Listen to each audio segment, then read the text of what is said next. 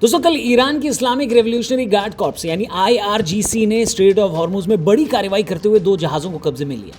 इनमें से एक जहाज सीधे तौर पर भारत के गुजरात में मुंद्रा पोर्ट की ओर आ रहा था। सवाल ये उठ रहा है कि क्या अब ईरान पूरी तरह से दुनिया के खिलाफ खड़ा हो गया है? क्या है इसकी इनसाइड स्टोरी और क्या इस लड़ाई का रिजल्ट पाकिस्तान का विभाजन भी हो सकता है? आइए डिस्कस करते हैं, शुरू करते हैं। 2 ships were attacked by Revolutionary Guard and are now in the forces' custody. Escalation in the Strait of Hormuz with a third vessel now reportedly attacked, even as 2 other ships have been seized and taken into Iranian custody. दोस्तों कल Iran ने कुछ जहाज़ों को straight of Hormuz से निकलने से रोक लिया, ये कहते हुए कि उन्होंने ईरान को टोल नहीं भरा है। इनमें से एक जहाज भारत भी आने वाला था। ये जहाज दुबई के जबल अली पोर्ट से चला था। ये भारत में गुजरात के मुंद्रा पोर्ट की ओर आ रहा था। ये एक विशाल कंटेनर जहाज 6690 TEU क्षमता वाला है, जो इंटरनेशनल ट्रेड का सामान लेकर आ रहा था। ईरान का दावा है कि जहाज बिना एडिक्वेट परमिशन के उनके इलाके या ब्लॉक किए गए रास्ते से गुजरने की कोशिश कर रहा था। उनके हिसाब से जहाज के नेविगेशन सिस्टम AIS के साथ छेड़छाड़ की गई थी, जो समुद्री सुरक्षा के नियमों के खिलाफ है। रिपोर्ट्स के अनुसार IRGC ने पहले चेतावनी दी थी और जब जहाज नहीं रुका तो गनबोट्स के जरिए उस पर गोलाबारी की गई और फिर ईरानी तट की ओर उसे मोड़ दिया गया। समुद्री ट्रैकिंग डेटा के अनुसार जहाज अब रुका हुआ है और ईरान के कंट्रोल में है। अब तक मिली जानकारी के मुताबिक जहाज पर मौजूद क्रू सुरक्षित है। हालांकि जहाज पर गोलाबारी से उसे कुछ नुकसान पहुंचने की भी खबरें हैं। इस जहाज के साथ साथ एक और अन्य जहाज MSC फ्रांसिस्का को भी ईरान ने पकड़ा है, जिसे वे इजराइल से रिलेटेड बता रहे हैं। अब भारत अपनी ऊर्जा जरूरतों जैसे तेल और गैस के ट्रेड के लिए इस रास्ते पर बहुत ज्यादा निर्भर है। मुंद्रा पोर्ट भारत का एक बड़ा आर्थिक केंद्र है। इस तरह की इंसिडेंट से ट्रेड जहाजों की सिक्योरिटी पर सवाल खड़े होते हैं और फ्रेट के दाम बढ़ सकते हैं। भारतीय डिप्लोमेटिक एजेंसियां और विदेश मंत्रालय अभी इस पर नजर बनाए हुए हैं ताकि क्रू और सामान की सेफली वापसी इंश्योर की जा सके। अब कई सारे एक्सपर्ट्स ये बता रहे हैं कि ईरान ने सबसे बड़ा ब्लंडर कमिट कर दिया है। अभी रिसेंटली उन्होंने एक भारतीय जहाज को भी निशाने पर लिया था, जिसके बाद उनके ही विदेश मंत्री को उनके ही देश की सरकार ने पंगु बता दिया और सारा दोष IRGC पर डाल दिया।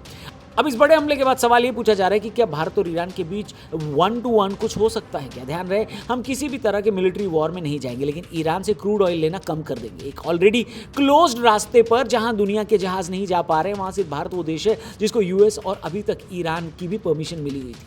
अब अगर हमने ही उनसे तेल लेना बंद कर दिया तो ये उनको एक फाइनेंशियल झटका होगा। भारत जैसे स्ट्रैटेजिक फ्रेंड के फाइनेंशियल इंटरेस्ट को चोट पहुंचाकर ईरान ग्लोबल स्टेजेस मंच पर अपना सबसे ट्रस्टेड साथी खो सकता है। ये कदम भारत को मजबूर कर सकता है कि वो इस इलाके में सिक्योरिटी के लिए ईरान के कॉम्पिटिटर्स या वेस्टर्न देशों के साथ अपनी मिलिट्री साझेदारी और मजबूत करे। ध्यान दीजिएगा, जब ईरान के खिलाफ सारे खड़े थे तब भी हमने ईरान के अगेंस्ट जाने की जगह एक डिप्लोमेटिक रास्ता चुना और शांति की बात रखी। अब ईरान ने 2 बार ऐसा धोखा किया और भारत को मजबूर कर रहा है। ईरान ने टोल न भरने या ऑटोमेटिक आइडेंटिफिकेशन सिस्टम के साथ छेड़छाड़ का लॉजिक दिया, लेकिन UN क्लॉज के तहत इनोसेंट पैसेज और समुद्री व्यापार के कुछ ग्लोबल नियम होते हैं। मालवाहक जहाजों पर गोलाबारी करना इसे कानूनी ब्लंडर से बदलकर युद्ध जैसी स्थिति में भी डाल देता है। इससे न केवल इंश्योरेंस प्रीमियम और फ्रेट के दाम बढ़ेंगे, बल्कि ये दुनिया भर के देशों को ईरान के खिलाफ लामबंद होने का मौका देगा, जिससे ईरान की पहले से कमजोर इकोनॉमी पर और दबाव बढ़ेगा। ईरान ने MSC फ्रांसिस्का को इजराइल से रिलेटेड भी बताया और पकड़ा है, लेकिन साथ ही इस जहाज को भी निशाना बनाया है जो लाइबेरिया के झंडे वाला और भारतीय डेस्टिनेशन वाला जहाज था। अगर ईरान का पर्पस इजराइल को जवाब देना था तो एक ऐसे जहाज को रोकना जो सीधे तौर पर भारत के ट्रेड से जुड़ा हुआ है, उसके लॉजिक को कमजोर करता है। ये कदम ईरान को एक जिम्मेदार रीजनल शक्ति की बजाय एक अनस्टेबल देश के रूप में पेश करता है, जिससे उनकी अपनी डिप्लोमेटिक क्रेडिबिलिटी खत्म होती है। खैर दोस्तों, इसके साथ ही इस्लामाबाद अकॉर्ड्स भी फेल हो गया। JD Vance और ईरान को बुलाने के लिए पाकिस्तानियों ने 3 दिन तक इस्लामाबाद बंद रखा। दोनों में से कोई वहां पहुंचा ही नहीं। आज वो दिन है जब अमेरिका और ईरान के बीच हुआ शांति समझौता जो पाकिस्तान में तय हुआ था, वो भी खत्म हो रहा है। इस पूरे बवाल में पाकिस्तान ने सिर्फ अपनी बैंड बजवाने की ही तैयारी की है। ये समझौता सिर्फ 2 हफ्तों के लिए था। आज वो टाइम पूरा हो गया, लेकिन दोनों देशों के बीच आगे की कोई बात तय नहीं। इसकी वजह से दोनों ही देशों के लिए पाकिस्तान सबसे बड़ा दुश्मन बन गया है। ईरान के लिए इसलिए क्योंकि इस नाटक ने न सिर्फ उसका टाइम खराब किया, बल्कि IRGC के अंदर उसके बवाल को भी दुनिया के सामने उजागर कर दिया है। सरकार और IRGC के बीच हुए बवाल को उजागर करने वाली यही तो एक चीज थी जिसने ईरान के घर के झगड़े को दुनिया के सामने रखा है। वहीं इस समझौते के बीच 2 धड़े साफ नजर आ रहे हैं, एक जो वॉर चाहता है और दूसरा जो बातचीत। समझौते का मतलब शांति था, लेकिन ईरान ने कल और आज जहाजों पर गोलाबारी कर दी। अमेरिका ने कहा था कि अगर शांति नहीं रही तो वो फिर से हमला शुरू कर देगा। अरे भैया, यही रुकवाने के लिए तो पाकिस्तानियों ने नाटक किया था, लेकिन अब वही हो रहा है। अमेरिका चाहता है कि ईरान अपनी समुद्री एक्टिविटीज बंद करे, जबकि ईरान चाहता है कि अमेरिका उस पर लगे सारे प्रतिबंध हटाए और अपनी सेना वहां से हटाए।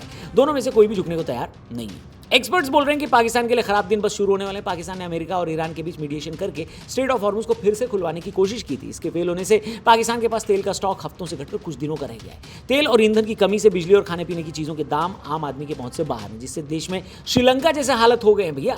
अगर पाकिस्तानी आर्मी अपने लोगों को लगातार ऐसे ही दबाती रही तो अपनी पॉलिटिकल रिप्रेजेंटेटिव से भरोसा उठ चुकी पाकिस्तानी जनता सड़कों पर उतरकर हमला बोल सकती है। समझौता टूटने के बाद पाकिस्तान अब 3 तरफ से सुरक्षा चुनौतियों से घिरा है। ईरान में चल रहे स्ट्रगल और शिया प्रदर्शनों के कारण पाकिस्तान की पश्चिमी सीमा अस्थिर हो गई, अनस्टेबल।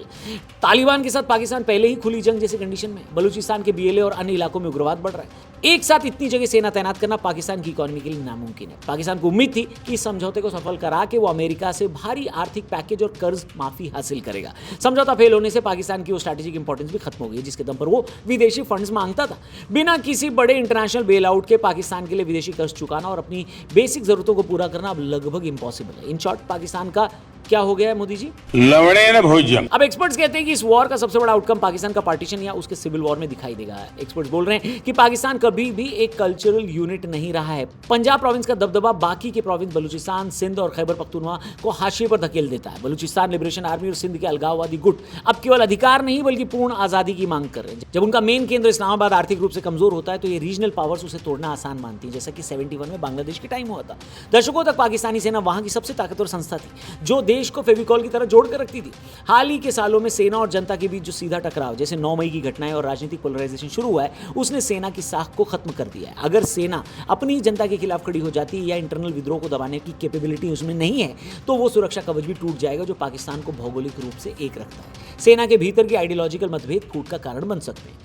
पाकिस्तान ने लंबे समय तक अपनी सीमाओं और उग्रवादी गुटों को खाद पानी दिया है, लेकिन अब वही गुट उसकी कह के ले रहे हैं। तहरीक तालिबान पाकिस्तान जैसे संगठन अब पाकिस्तान के कबीलाई इलाकों पर अपना नियंत्रण जमाना चाहते हैं। पाकिस्तान के नॉर्थ वेस्टर्न हिस्सों का प्रभावी रूप से इस्लामाबाद के नियंत्रण से बाहर होना और उनका अफगानिस्तान के प्रभाव में जाना देश के नक्शे को स्थायी रूप से छोटा कर सकता है, यानी टुकड़ों में टूटने की यह शुरुआत हो सकती है। बाकी अमेरिका की भी बात कर लेते हैं। इस बार अमेरिका ने ऑपरेशन एपिक फ्यूरी के तहत 2003 के इराक युद्ध के बाद की सबसे बड़ी सैन्य तैनाती की है। 3 करियर स्ट्राइक ग्रुप इस इलाके में। अब्राहम लिंकन अरब सागर में तैनात है। गेराल्ड आर फोर्ड लाल सागर से होते हुए अपनी स्थिति मजबूत कर चुका है और तीसरा career USS George H.W. Bush भी इस क्षेत्र में पहुंच रहा है। अमेरिका ने ईरान के सभी बंदरगाहों की घेराबंदी कर दी है। अब लगभग 25 से अधिक जहाजों को रोका और वापस भेजा जा चुका है। 22 अप्रैल की सुबह तक अमेरिकी सेना फुल कॉम्बैट मोड में है, जिसका मतलब है कि वो किसी भी टाइम पर ईरान के पावर प्लांट और बुनियादी ढांचों पर अटैक करने के लिए तैयार है। हालांकि ट्रंप ने पाकिस्तान के प्रधानमंत्री और आर्मी चीफ के रिक्वेस्ट पर सीज फायर को कुछ और समय के लिए बढ़ाया है, लेकिन सेना को रेडी एंड एबल मोड पर रहने का भी आदेश दिया। लेकिन इसको दोस्तों आप बस अमेरिका का नाटक ही समझो।